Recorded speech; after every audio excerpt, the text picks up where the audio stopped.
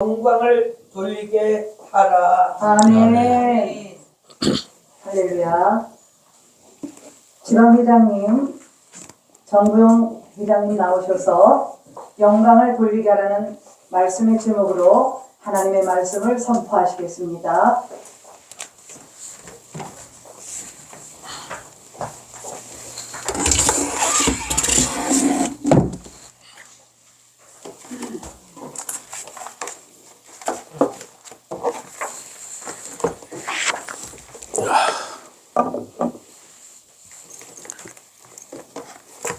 사순절이죠.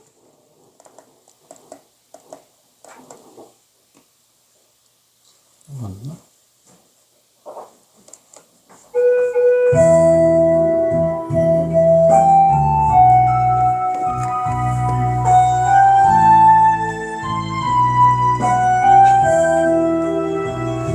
한 걸음 또 한 걸음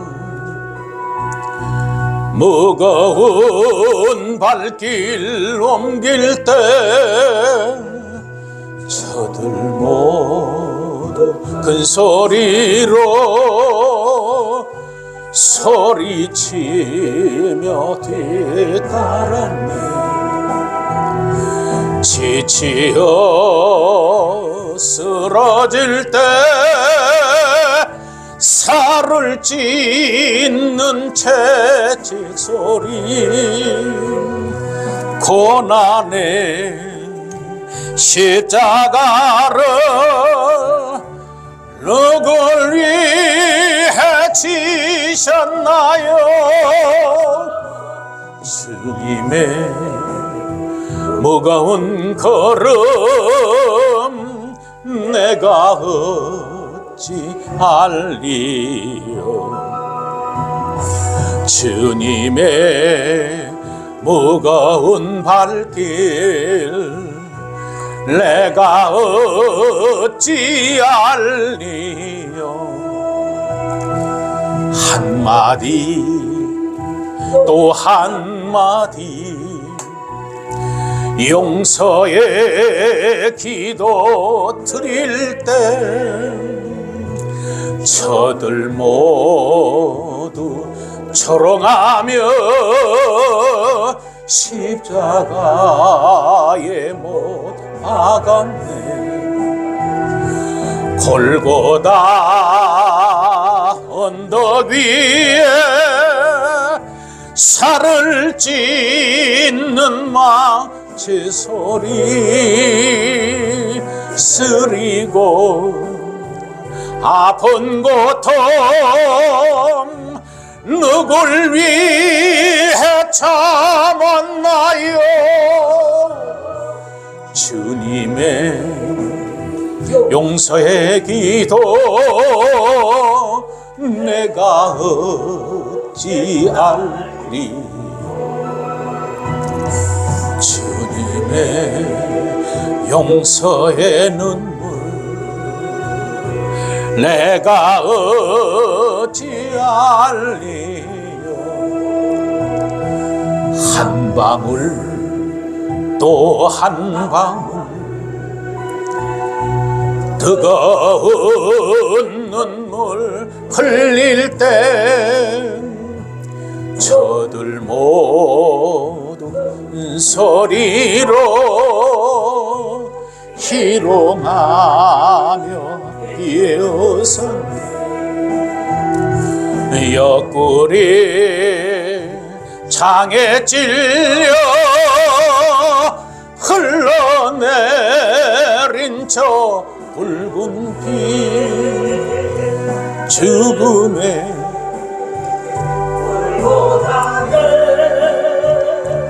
누굴 위해 가셨나요? 주님의 뜨거운 눈물 내가 어찌 알리요? 주님의 뜨거운 눈물 내가 어찌 알리요?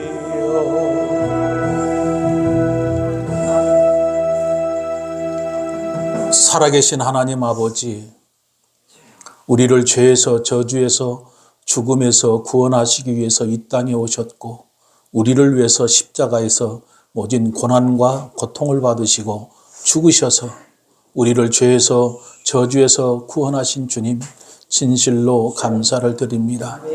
주님께서 이 땅에 오셔서 하신 말씀이 내가 하늘에서 이 땅에 내려온 것은 내 뜻을 이루는 것이 아니라 하나님의 뜻을 이루기 위함이요, 그리고 그 하나님의 뜻은 나를 믿는 자는 영생을 얻게 함이라고 말씀하신 아버지, 주님께서 이 땅에 오신 것은 우리에게 영원한 생명을 주게 오셨고 이제 그 생명을 살리신 주님은 우리로 하여금 그와 같이 또 죽은 자들을 살리라 말씀하신 아버지, 주님께서 이곳에 예사랑 순복음교회를 세우시고 우리 양영숙 목사님을 세우셨습니다.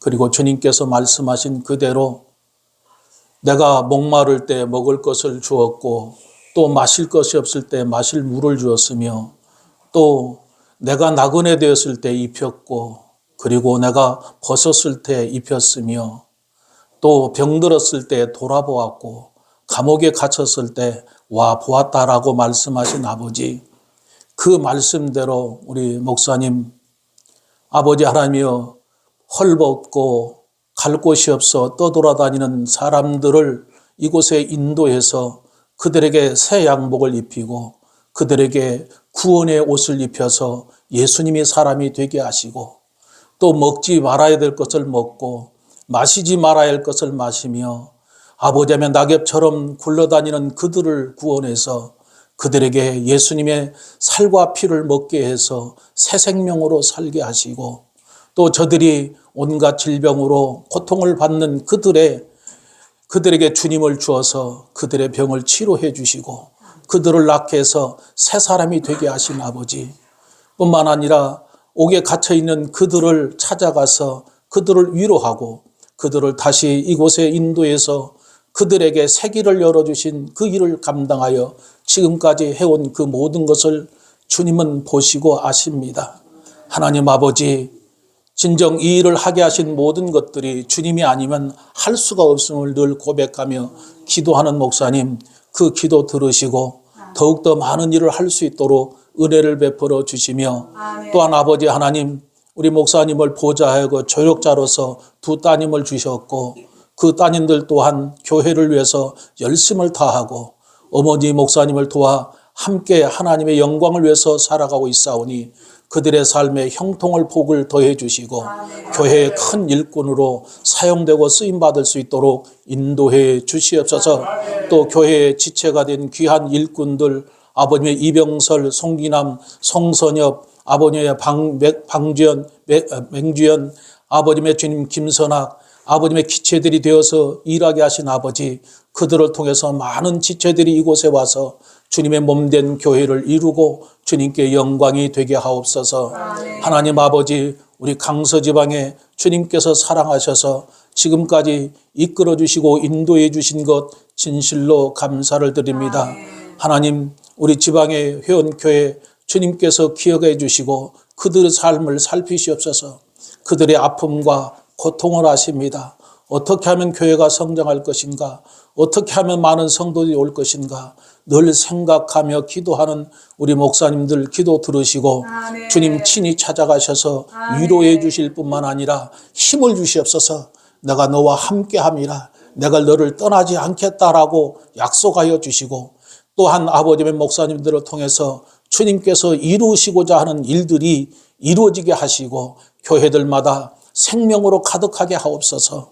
하나님, 오직 주님께서 우리에게 맡겨진 사명, 생명 살리는 일, 불을 쫓는 것이 아니라 오직 생명을 살려서 주님께 영광 돌리고자 하는 우리 목사님들 그 기도 들으시고 그 역사가 교회들마다 나타나게 하옵소서.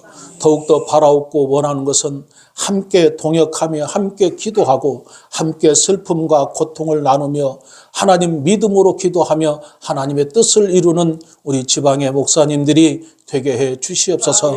오늘도 주님께서 말씀을 주셨사오니 말씀을 마음에 받을 때 그 말씀의 능력과 권능이 나타나서 놀라운 역사가 있게 하옵소서. 내가 내 말을 내 입에 두었노라고 말씀하신 아버지, 주의 말씀을 선포할 때 그 말씀의 역사가 주께서 함께 하심으로 표적이 나타나게 하옵소서. 예수의 이름으로 기도옵나이다. 아멘. 할렐루야. 주님이 여러분을 사랑하신 줄 믿습니다. 우리가 매일같이 확인할 것은 주님이 내 안에 계시는가 한번 늘 생각해 보시기 바랍니다. 나는 주님과 지금 살고 있는가? 주님이 내 안에 계시고 그 주님이 나를 인도하고 있는가?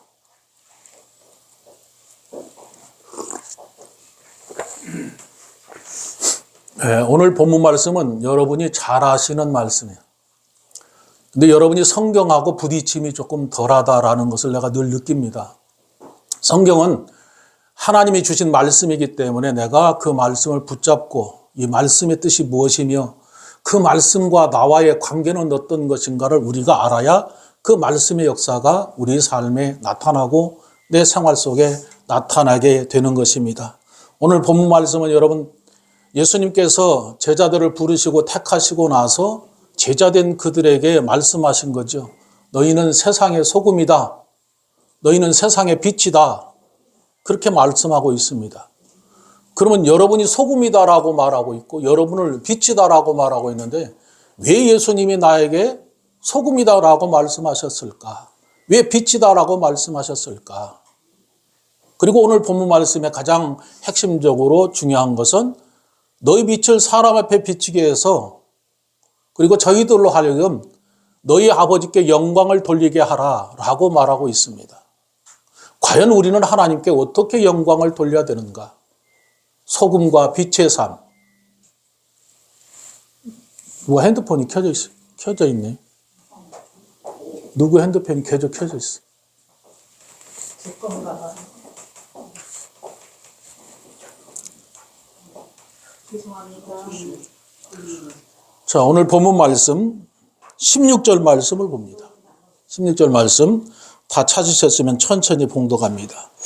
이같이 너희 빛을 사람 앞에 비치게 하여 저희로 너희 착한 행실을 보고 하늘에 계신 너희 아버지께 영광을 돌리게 하라. 자, 이 말씀은 예수님을 믿는 제자들이나 오늘 사는 우리들에게 예수님께서 하신 말씀입니다. 너희 빛을 사람 앞에 비치해서 저희로 너희 착한 행실을 보고 하늘에 계신 너희 아버지께 영광을 돌리게 하라 라고 말씀하고 있습니다. 예수님을 믿는 제자들, 우리들 사는 우리들에게 너희는 착한 행실을 사람에게 비춰서 그들로 하나님께 영광을 돌리라. 오늘 본문 말씀에 저희는 누구를 말하는가? 세상 사람들을 말합니다. 믿지 않는 사람들을 말합니다. 그러면 너희는 누굽니까? 바로 믿는 사람들입니다. 예수님을 믿는 사람들. 그런데 누가 누구에게 영광을 돌리라고 말합니까? 누가 누구에게 영광을 돌리라고 말합니까? 내가 영광을 돌리라고 말합니까? 아니, 내가 아니라 너희로 하여금 저희로 너희 착한 행실을 보고 하나님께 영광을 돌리라. 그렇게 말하고 있습니다. 내가 아니라 저희로 너희 착한 행실을 보고 그리고 그들로 하나님께 영광을 돌려라. 그 말입니다. 우리는 우리가 하나님께 영광을 돌린다라고 생각들을 많이 합니다. 그런데 예수님은 제자들에게 그렇게 말씀하시지 않고 너희 착한 행실을 저들에게 보여서 저희들로 너희 하나님께 영광을 돌려라 라는 것이죠. 왜 이렇게 말씀을 했을까요?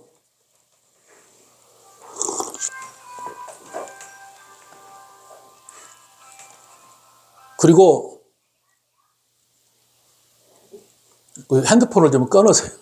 말씀을 듣고 마음에 받아야 말씀의 역사가 나타나지.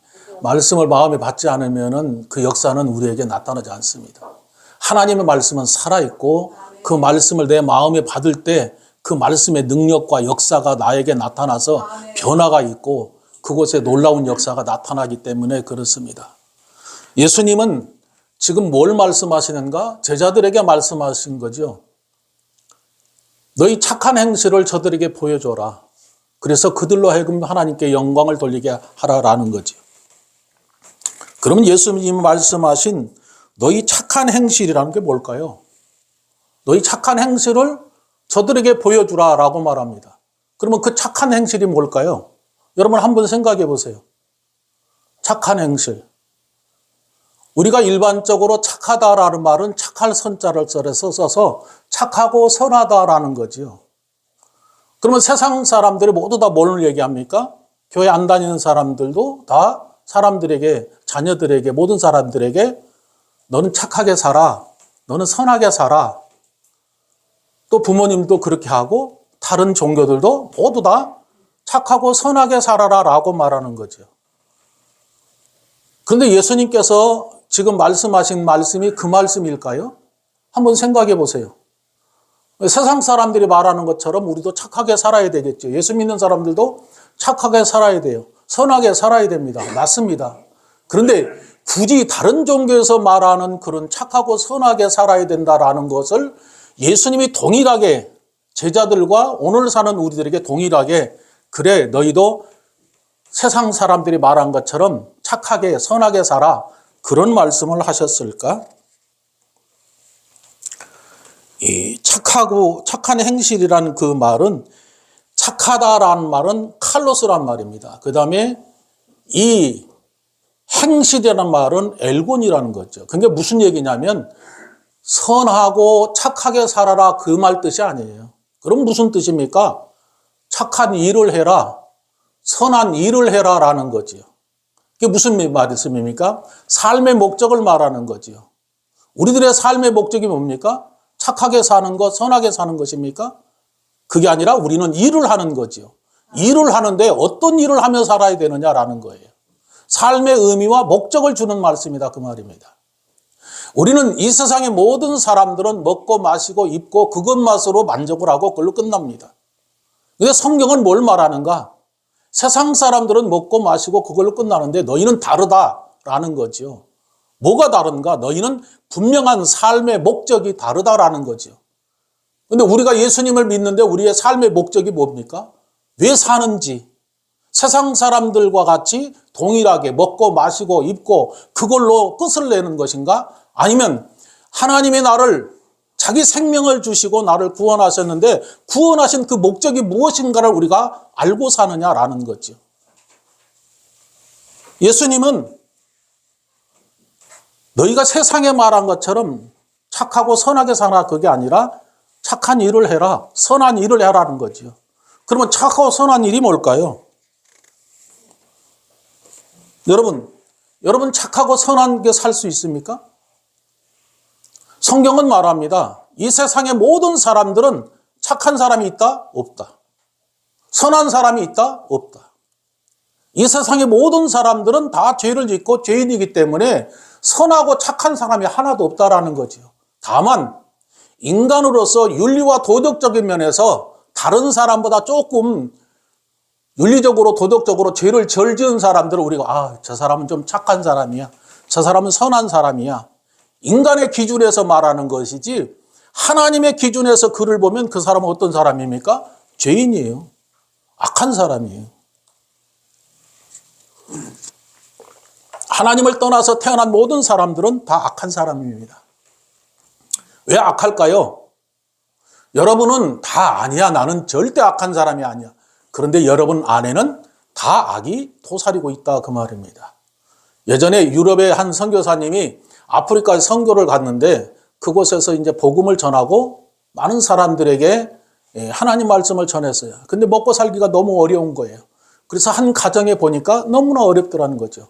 그래서 그 가정에 또 가서 보니까 애들이 5이나 있고 그리고 젖먹이 아기가 있더라는 거죠. 그런데 그 엄마가 젖을 꺼내놓고 아이에게 물렸는데 젖이 안 나오는 거예요. 그러니까 그 아이가 어떻게 해요? 그 젖을 빨아먹더라는 거예요. 빨아먹는데 거기 뭐가 나와요? 젖이 안 나오니까 피가 나오더라는 거죠. 근데 그 피를 빨아먹더라는 거죠.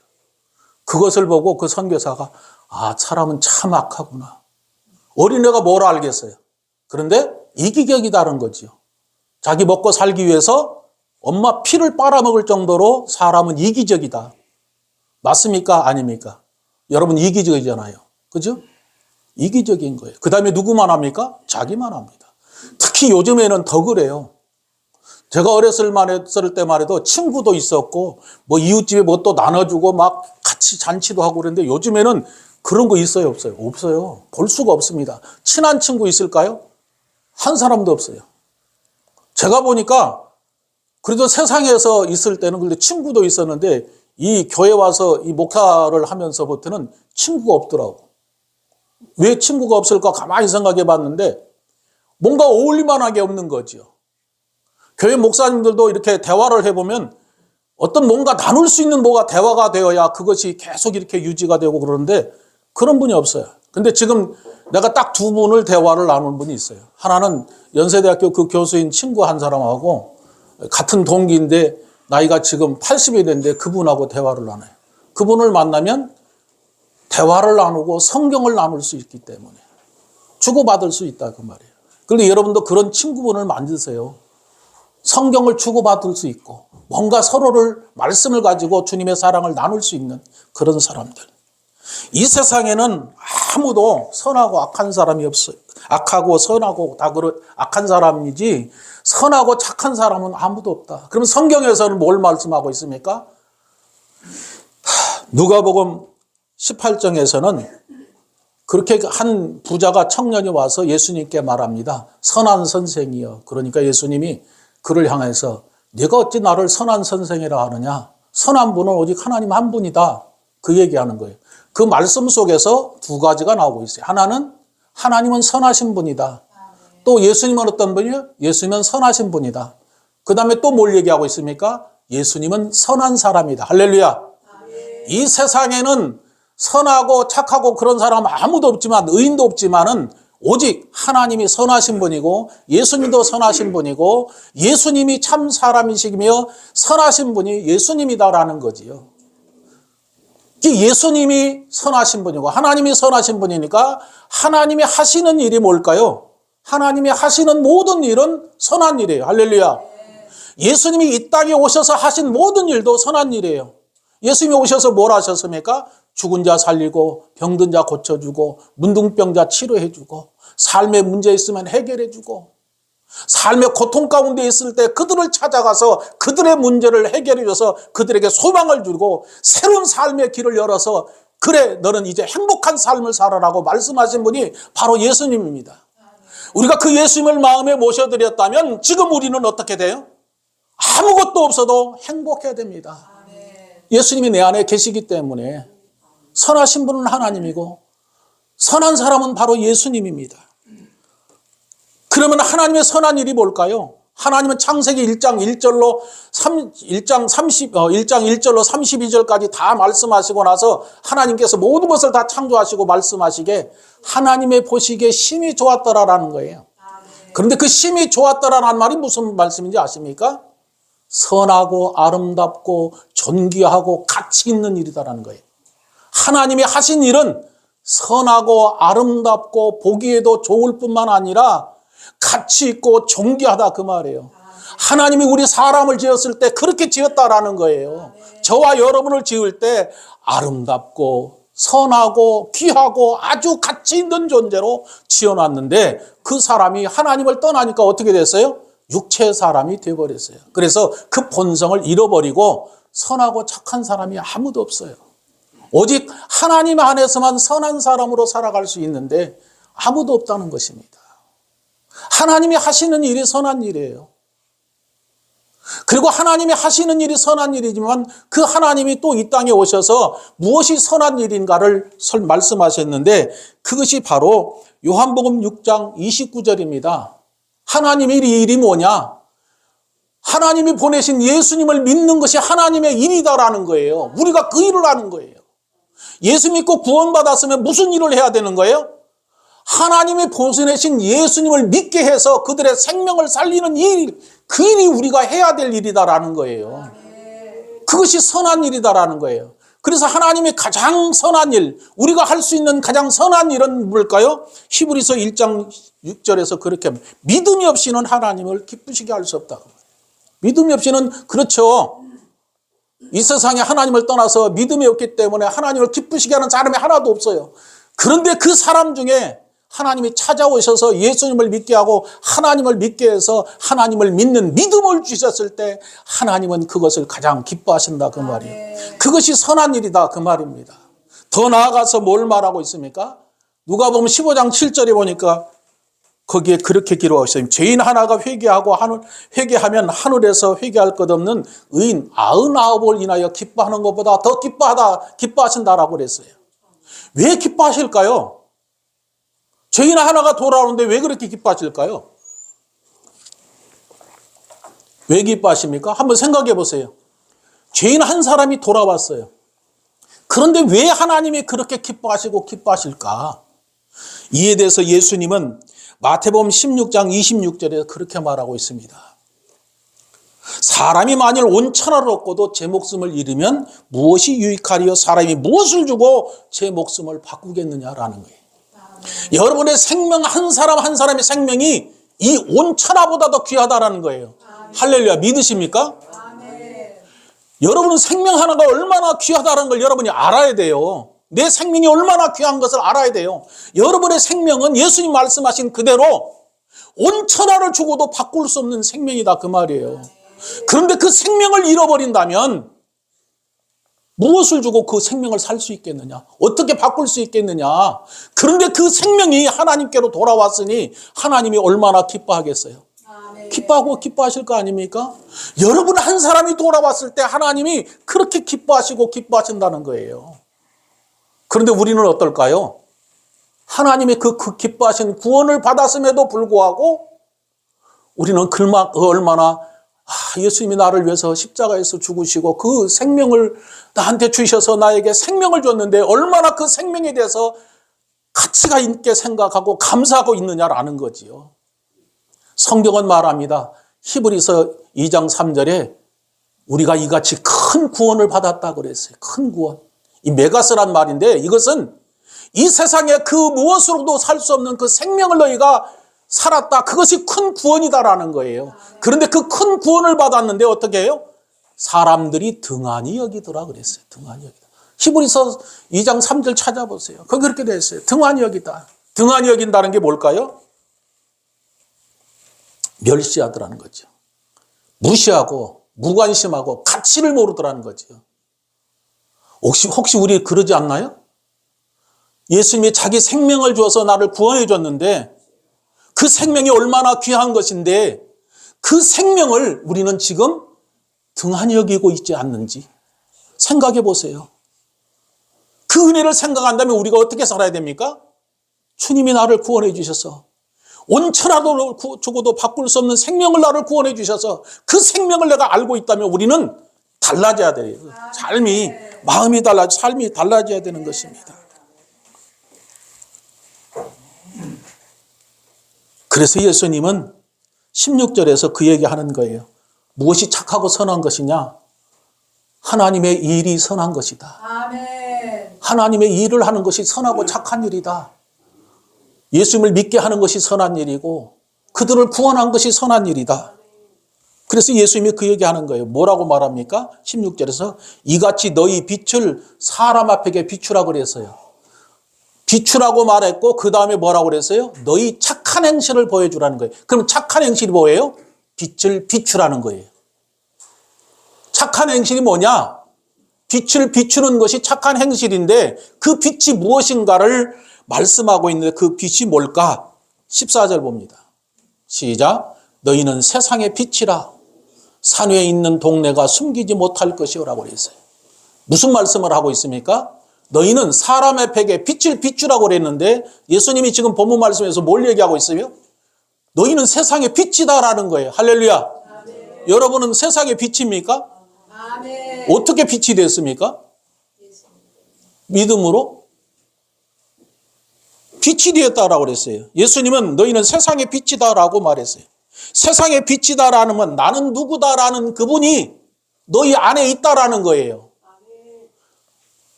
나는 누구다라는 분은 예수님을 말하는 거예요. 그런데 그 예수님이 너희 안에 있다라는 얘기예요. 너희 안에 예수님이 계시기 때문에 너희는 세상의 빛이다라는 얘기입니다. 믿으십니까? 진실로 예수님이 내 생명의 주인이요 삶의 주인으로 여러분 인정을 하고 그 예수님이 내 죄를 위해서 십자가에서 죽어준 것을 마음에 믿고 그 예수님을 마음에 받아들이면 여러분은 세상의 빛이요 생명의 빛이요 여러분 안에 있기 때문에 여러분은 빛의 자녀고 하나님의 자녀고 세상의 빛이다라는 말씀이에요. 믿으십니까? 아멘. 그런데 이것을 뭐라고 말합니까? 신학자들은 예수님을 믿어도 빛의 자녀가 금방 되는 게 아니라 예수님을 믿고 성화의 단계를 거치고 영화의 단계를 거쳐야 당신이 빛의 자녀가 되고 있다 그 말이에요. 그런데 여기서 오늘 본문 말씀에서 예수님이 너희는 세상의 빛이다라는 이 말씀은 너희가 예수님을 믿는 순간에 그때 예수님이 너희 안에 계시고 너희 안에 예수님이 계시면 너희는 세상의 빛이다라는 것을 말하고 있습니다. 믿으십니까? 나는 예수님이 내 안에 계심으로 나는 세상의 빛이다라는 것을 믿어야 돼요. 생명의 빛이신 예수님이 내 안에 있고 그 예수님이 나와 함께 하시기 때문에 나는 생명의 빛이 내 안에 있을 뿐만 아니라 나는 생명의 빛이다라는 확신을 가져야 된다라는 얘기입니다. 여러분 그런 확신을 가지십시오. 그 확신을 가져야 돼요. 그런데 알량하게 신학적으로 뭘 말합니까? 서서히 사람이 변한다? 그런 건 없습니다. 그런 것은 다른 종교예요. 타 종교에서 그렇게 얘기하는 것이지 예수님을 믿으면 예수님 믿는 즉시에 우리는 빛이신 예수님이 우리 안에 계심으로 어둠이 물러가고 새로운 새 피조물이 되어서 하나님이 나와 함께 하시고 생명의 빛이신 예수님이 나와 함께 하시기 때문에 나는 생명의 빛이다라는 거예요. 여러분 그 빛을 느끼십시오.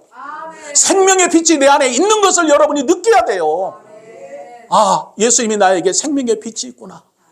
그래서 나는 뭐예요? 가는 곳곳마다 생명을 살리는 사람이 되어야 된다는 거예요. 축복을 말하는 게 아니라 생명을 주어서 그들의 생명을 살리는 것이 우리가 해야 될 일이다. 그 얘기입니다. 그것을 깨달은 바울은 데살로니가서 5장 4절로 5절에서 그렇게 말합니다. 너희는 다 빛의 아들들이다. 낮의 아들들이다. 너희는 어둠의 아들들이 아니라 빛의 아들들이고 낮의 아들들이라고 말하고 있습니다. 그뿐입니까? 예수님께서도 친히 말씀하시기를 요한복음 12장 36절에 그렇게 말하고 있습니다. 내가 있을 동안에 빛인 나를 믿어라. 그러면 너희가 빛의 아들이 되리라고 그랬어요. 예수님도 그렇게 말씀하셨다 그 말이에요. 그런데 우리는 빛의 자녀들로, 빛의 아들로 살고 있는가? 오늘 여러분이 이 시간에 이것을 확인하시기 바랍니다. 나는 내 죄를 위해서 십자가에서 죽으신 예수님, 그 예수님을 믿음으로 그 피가 내 죄를 사해줬고 그 예수님을 믿음으로 나는 죄사함 받아서 영원한 생명을 얻었을 뿐만 아니라 빛이신 예수님, 생명이신 예수님이 내 안에 계심으로 나는 빛의 자녀고 내 안에 빛이 있다는 사실을 확신을 여러분이 가지셔야 됩니다. 그런데 주님께서 이 말씀을 하시게 됐는데 그 말씀을 하시면서 무언가가 잘못되었다는 것을 말하는 거예요. 그게 뭡니까? 오늘 14절로 15절 다시 봅니다. 시작. 너희는 세상의 빛이라 사면에 있는 동네가 숨기지 못할 것이요 사람이 등불을 켜서 말하지 아니하고 분명히 있나니 이러므로 집안도 큰 사람에게 빛이 있느니라. 여기서 뭐 이상한 거 발견하지 못합니까? 뭐가 이상합니까? 자, 사람은 등불을 켜두다 어디다 둡니까? 등경 위에다 두는 거죠. 그런데 말 아래 두는 사람이 있다 그 말이에요. 왜 말 아래 둘까? 그걸 설명을 해주는 거예요. 뭐라고? 너희는 세상의 빛이다 라고 말씀하시고 그 다음에 뭐라고 말하고 있습니까? 산 위에 있는 빛이, 산 위에 있는 빛이라 산 위에 있는 동네가 숨기지 못하도록 그 빛이 다 비친다 그 말이에요. 산 위에 있는 동네, 산 위에 있는 빛이 동네, 밑에 있는 동네들에게 빛을 다 비춰서 다 그것을 다 비치게 해서 숨기지 못하도록 다 비춰야 된다 그 말이에요. 그런데 비치지 못하는 것이 있다 그 말이에요. 왜 비치지 못할까? 그걸 설명하는 거예요. 예수님 비유를 들어서. 어떻게 설명합니까? 사람이 등불을 켜서 등경 위에 두는데 등경 위에 두지 않고 말 아래 두는 자가 있다 그 말이에요. 그러면 등불을 켜서 등경 위에 두는 자, 등불을 켜서 말 아래 두는 자. 이 등불은 뭘 말할까요? 등불, 뭘 얘기합니까? 앞에서 얘기했잖아요. 빛이라고 그랬잖아요. 요한계시록에서 예수님이 그 얘기하는 거예요. 뭐라고 말합니까? 요한계시록에서 예수님은 어린 양은 등이시다 그랬어요. 등이시다. 예수님이 등이다 그 말이에요. 그러면 예수님을 등인데 그 등이 내 안에 들어왔으면 빛을 비춰야 되는 거예요. 산 위에 있는 빛이 그 동네를 다 비친 것처럼 너희도 그 빛을 많은 사람에게 다 비춰줘야 된다는 거예요. 그런데 비치지 않고 숨기게 된다 그 말이에요. 숨기게 된다. 왜 숨길까?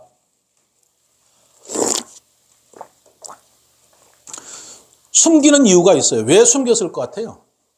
무엇 때문에 숨겼을까? 한번 생각해 보세요. 왜 숨겼을까? 에? 왜 숨겼어요? 등에다. 자, 지금 마태복음 5장에는 뭘 얘기하고 있으면 산상수훈이에요. 자, 마태복음 4장에서는 예수님이 제자를 불렀어요. 그죠? 그리고 나서 복음을 증거하셨어요. 그리고 나서 제자들을 삼아서 그들과 함께 산상수훈에서 지금 말씀을 하는 거예요. 그럼 너희는 내 제자들이다. 그렇게 말씀하셨어요. 그래서 마태복음 5장 1절에서 11절까지 거기에 뭘 얘기를 하고 있습니까? 여러분 마태복음 5장 1절에서 11절까지 복이 몇 개예요? 네? 8복이. 여러분 왜 8복이라고 생각을 합니까? 네? 그게 남의 것만 듣지 말고 성경을 보세요. 성경을 보면 아 이게 잘못됐구나 그걸 알 수 있어요. 여러분 다 8복으로 알고 있잖아요. 그죠? 근데 한번 찾아볼래요? 자, 2절에서부터 입을 열어 심령이 가난한 자는 복이 있나니 첫 번째 복이 있죠. 그죠? 두 번째 애통하는 자는 복이 있나니 두 번째 복이요. 세 번째 온유한 자는 복이 있다고 그랬어요. 그죠? 네 번째 의에 줄이고 목마른 자는 복이 있다고 그랬어요. 다섯 번째 긍휼히 여긴 자는 복이 있다고 그랬어요. 여섯 번째 마음이 청결한 자는 복이 있다고 그랬어요. 그 다음에 일곱 번째 화평케 하는 자는 복이 있다고 그랬어요. 맞죠? 그 다음에 여덟 번째 의에 줄이고 의를 위해 핍박을 받는 자는 복이 있다라고 말했어요. 그죠? 여러분 여기까지만 아는 거예요. 그죠? 11절에 뭐라고 말하고 있습니까?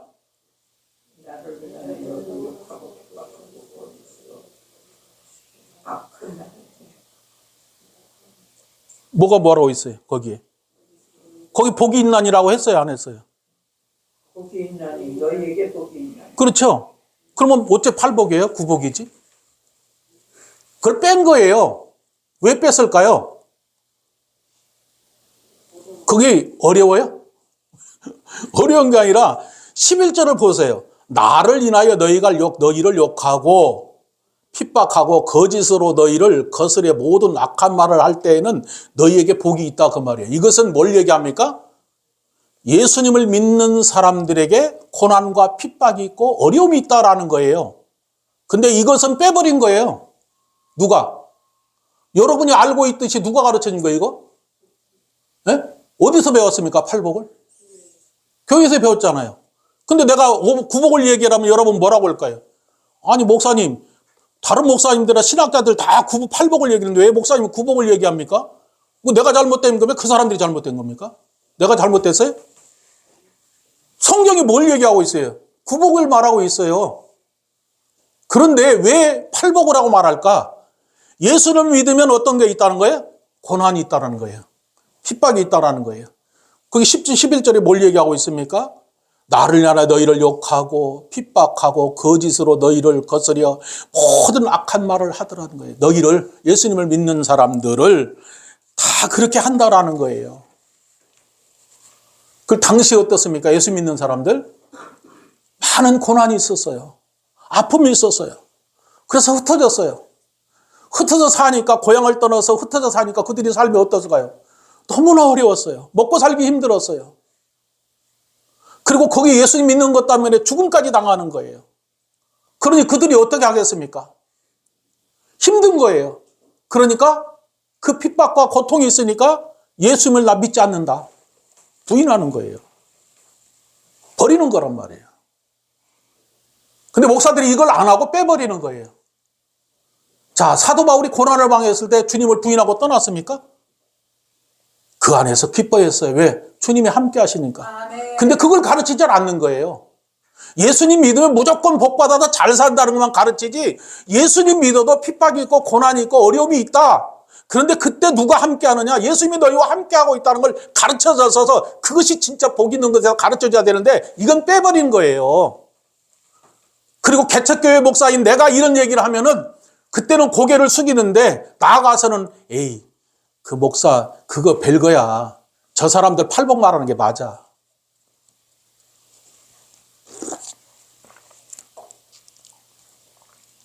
왜 예수님이 그 얘기를 했을까? 핍박이 오고 고난이 오고 그러니까 예수님을 믿는 것을 숨기더라 그 말입니다. 그래서 어떻게? 말 아래 두는 거예요. 말 아래 두었다는 건 뭘 얘기합니까? 감췄다는 거예요. 빛을 안 비쳤다는 거예요. 네, 등불이신 예수님을 내 마음에 담았다면 그 예수님과 함께 살아야 되는데, 함께 살고 그 빛을 비춰야 되는데 안 비추더라는 거예요. 왜? 어려움이 오니까 피하는 거예요. 오늘 사는 우리는 어떨까요? 우리 안 숨깁니까? 여러분 지금 많은 핍박을 받는 분도 있겠지만 핍박받지 않아요. 옛날같이. 그럼 뭐 때문에 우리가 주님을 버립니까? 돈 때문에. 순간에 나의 어떤 유익이 있을 때, 그 찰나적일 때 버리는 거예요. 그래서 숨긴다라는 것은 어떤 경우에라도 버리지 말아라는 거예요. 그런데 우리는 순간순간 물질 때문에 그 예수님을 버린다 그 말이에요. 버리지 말아야 되는데, 내 생명인데 그 예수님을 버린다 그 말입니다. 제자들은 어떻을까요? 예수님 믿는 제자들 맨 처음에 예수님을 부인했어요. 왜? 한 자리 하려고 그랬는데 안 되니까. 그런데 진짜로 예수님 죽고 나서 부활하시고 나서 만나고 나서는 그들은 달라졌어요. 완전히 달라졌어요. 그래서 그들은 많은 핍박과 고난이 있으면서 죽음을 맞이했어요. 제자들 중에 어떤 사람은 기름에 튀겨 죽은 사람이 있고, 어떤 사람은 사지가 다 찌개서 죽은 사람이 있고, 어떤 사람은 톱으로 찍혀서 그냥 죽은 사람이 있고, 어떤 사람은 산채로 거꾸로 매달아서 죽은 사람도 다 있어요. 바울은 어떨까요? 바울은 예수님 믿는 사람들 잡아서 감옥에 가두고 온갖 나쁜 짓을 다 했어요. 그런데 예수님을 만나고 나서 그가 변화됐어요. 변화되고 나서 그가 어떻게 합니까? 완전히 사람으로 다시 예수님의 사람으로 변화됐는데, 고린도후서 11장 24절로 30절에 보니까 40의 감한 말을 3번 맞고, 3번 태장에 맞고, 돌에 맞고, 일주일 동안 흑암의 깊은 곳에 있었고, 강과 산 바다에 동족의 위협이 있었고, 춥고 배고프고 헐벗었고. 40의 감한 매는요, 어떤 매냐면 이건 웬만한 사람 다 죽는 거예요. 우리나라의 이게 때리는 것보다 더한 그런 심한 거예요. 그런데 그런 것을 3번이나 맞았다. 헐벗고 굶주렸다. 그럼에도 불구하고 그는 뭐라고 말합니까? 내가 자랑할 것은 오직 내 안에 계신 예수님밖에 없다는 거지요. 예수님밖에 없다는 거예요. 왜? 육신의 고통은 잠시면 끝나는 거예요. 근데 영원한 생명은 영원하잖아요. 그리고 그가 로마에서 이제 사형장에 끌려가서 목을 쳐서 죽어요. 목을 쳐서 죽는데 목이 칼에 맞아서 떨어졌는데 통통통 3번 떨어졌어요. 그런데 그곳에 물이 솟아났어요.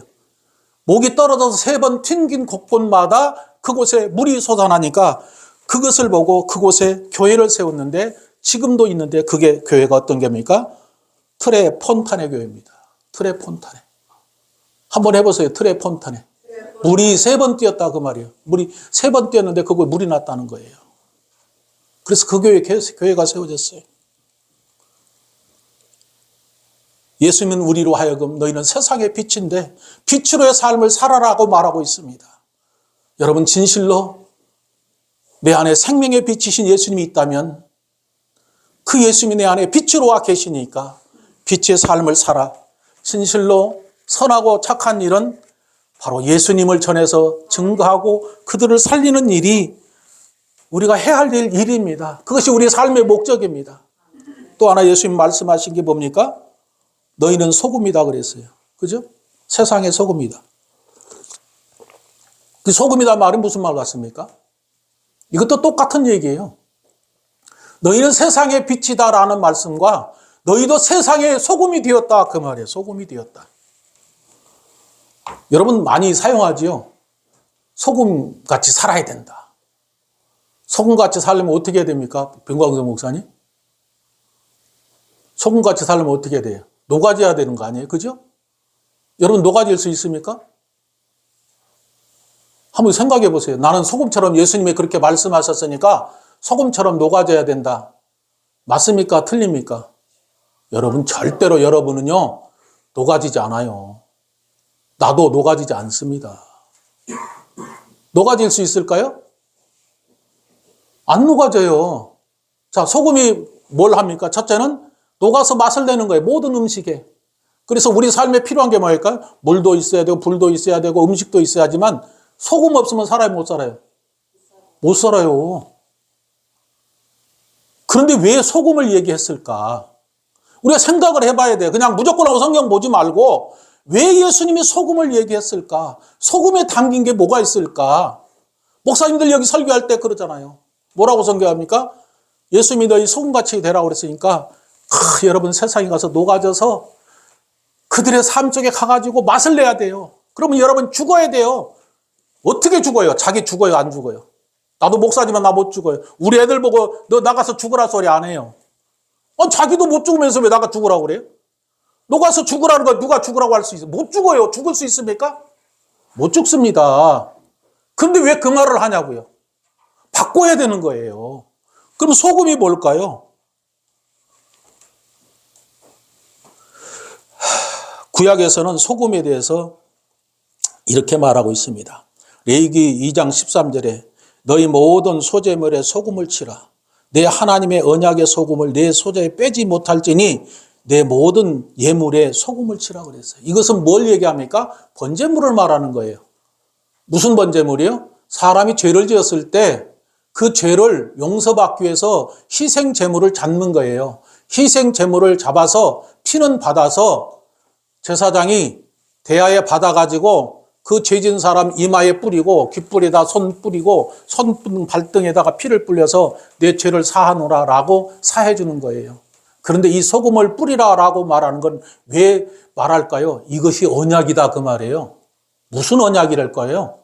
소금을 뿌려서 놓고 언약이다라고 그랬는데 왜 그 언약을 말했을까? 그것이 역대하 13장 5절에서 그렇게 말하고 있습니다. 여호와께서 소금 언약으로 이스라엘 나라를 영원히 다윗과 그 자손에게 주실 것이다 그랬어요. 무슨 얘기냐면 소금 언약을 통해서 다윗의 자손에게 영원히 그 나라를 줄 것이다라고 누구를 말하고 있습니까? 예수님을 말하고 있는 거예요. 그래서 예수님이 이 땅에 오셔서 어떻게 하셨습니까? 소금이 되셨어요. 녹아졌잖아요. 그죠? 어디서 녹았습니까? 십자가에서 물과 피를 다 쏟으셨어요. 물과 피를 다 쏟으셔서 녹으셨어요. 그 예수님이 우리 보고 너희도 이렇게 녹아라 그럴까요? 그 얘기가 아닙니다. 언약을 말하는 거잖아요. 약속이 있잖아요. 이건 언약이다, 약속이다. 소금의 언약은 약속이다라는 거예요. 누구를 약속하는 거예요? 예수님이 약속이다라는 거예요. 언약이다라는 거예요. 예수님이 이 땅에 오셔서 소금처럼 녹아서 너희 죄를 위해서 십자가에서 죽으신 그 예수님이 바로 너희에게 영원한 언약을 주신 거다. 그래서 소금은 변치 않는 거예요. 소금이 변합니까? 안 변합니까? 변하지 않는 거예요. 그래서 예수님이 이 땅에 오셔서 우리를 위해서 십자가에서 죽으시고 그 예수님을 믿는 자들에게는 영원한 생명을 준 그 언약은 영원히 번지 않는다 그 말이에요. 그것이 피의 언약이에요. 그래서 예수님이 마태복음 26장에서 성만찬을 뗄 때 뭐라고 말합니까? 이것은 내 살이다. 이것은 내 피다. 그리고 이것은 영원한 내 피로 너에게 언약을 세운다라는 거예요. 뭘 먹어야 된다는 거예요? 예수님의 살과 피를 먹고 그것이 영원한 언약이라는 걸 말하는 거예요. 그러면 우리도 그걸 말씀하는 거예요. 우리도 예수님의 살을 먹고 예수님의 피를 마시고 그 피가 나와 예수님과의 영원한 언약이라는 것을 잊지 말아야 된다라는 것을 말하는 거예요.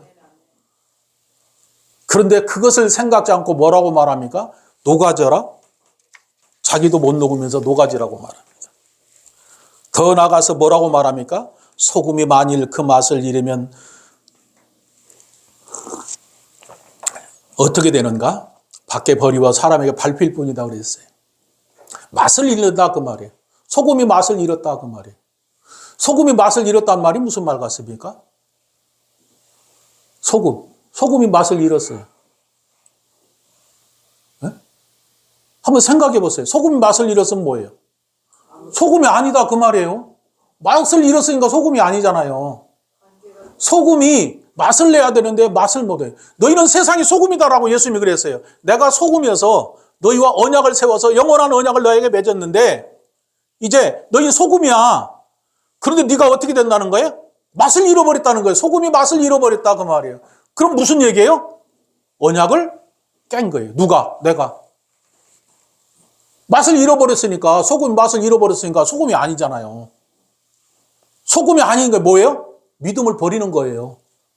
뭐 때문에 버릴까요? 뭐 때문에 버릴까요? 약속의 말씀을 버리는 거예요. 뭐 때문에? 우리는 세상에서 뭘 가지고 살아갑니까? 돈을 가지고 살아가요. 그죠? 돈이 중심에서 살아가요. 모든 것들이 다 돈이에요. 돈 없으면 살아요, 죽어요. 우리 자매님, 돈 없으면 살아요, 죽어요. 불편한 게 아니라 실제로 우리 생활에 돈이 없으면 죽어요. 아프리카 돈 없으니까 죽잖아요. 그죠? 죽는 거란 말이에요. 그런데 돈이 없으면 죽는데 예수님은 말씀하는 게 뭘로 살아야 되는 거예요? 말씀으로 살아가야 되는 거예요. 그런데 우리가 예수님 믿는데 말씀으로 삽니까 지금? 말씀이 돈이에요. 우리한테는. 틀립니까? 맞습니까? 말씀이 돈이에요. 왜? 말씀이 돈이기 때문에 말씀으로 우리가 사는 것이지 세상에서 돈으로 사는 것처럼 예수님을 믿는 사람들은 말씀이 돈이란 말이에요. 믿으십니까? 말씀이 있어야 우리는 살지 말씀이 없으면 죽는다 그 말이에요. 그런데 그 말씀을 버리는 거예요. 뭘 버리는 거예요? 믿음을 버리는 거예요. 예수님을 믿는 믿음을 버리는 거예요. 믿음을 버리는 거 어떻게 돼요? 그 사람 밖에 버려지는 거죠. 그래서 성경이 뭐라고 말합니까? 소금이 만일 그 맛을 잃으면 후에는 아무 쓸데가 없어. 다만 밖에 버리워 사람에게 밟힐 뿐이다. 밖에 버려진다. 사람에게 밟힐 뿐이다. 그랬어요. 그게 무슨 말인가? 예수님을 떠나면 그 사람은 어떻게 되냐? 버려진다라는 거예요. 버려지는데 단순하게 버려진 게 아니라 어디로 던져지고 들어가다 그 말이에요. 그것을 예수님은 마가복음 9장 48절로 49절에 그 얘기를 하고 있어요. 사람이 어디로 가느냐? 그 음부로 가는데 거기는 불이 타는 곳이고 구더기도 그 불에 타 죽지 않는다. 그곳으로 던져진다. 그곳에 어떻게 되느냐? 사람이 그곳에 던져지면 거기 또 한 번 소금이 나와요. 사람이 소금에 불찌듯 튄다 그랬어요. 왜 그럴까요? 맛을 잃은 소금은 불에 던져지니까 어떨까요? 소금이 확 튀는 거 아니에요? 그 사람이 지옥에 던져져서 그렇게 간다는 거죠. 같은 내용을 기록하고 있는 누가복음 14장 34절로 35절에 그렇게 말합니다. 소금이 좋은 것이나 소금도 만일 그 맛을 잃으면 무엇으로 짜게 하리요? 땅에도 거름에도 쓸데없어 내버리느니라. 들을 귀 있는 자들은 들을지어다 그랬어요. 예수님이 우리에게 소금이라고 말했는데 소금이 그 맛을 잃으면 버려지는 거예요. 던져지는 거예요. 어디도 불로 던져지는 거죠. 우리는 둘 중에 하나예요. 하나님과 함께 영원히 살든지 아니면 버려지든지. 이스라엘 백성들에게 하나님께서 모세를 통해서 불러놓은 거예요. 신의 삶과 그리스도를 부르는 거예요. 너희가 복과 저주를 택하라. 오늘 똑같은 거예요. 예수님이 우리에게 말씀하십니다. 너희는 세상의 소금이다. 너희는 세상의 빛이다. 어떻게 살 거냐? 놀라운 것은 성경을 자세히 보면 소금을처럼 살아라 그 말이 있어요, 없어요? 보세요, 다시 13절에. 소금처럼 살아라 그렇게 있어요, 없어요? 소금처럼 살아라 그런 게 없어요. 빛은 뭐라고 말합니까? 너희 착한 빛을 사람에게 빛이라고 그랬는데 소금은 그 얘기하는 게 아니에요. 그래서 내가 순서를 바꾼 거예요. 뭐라고?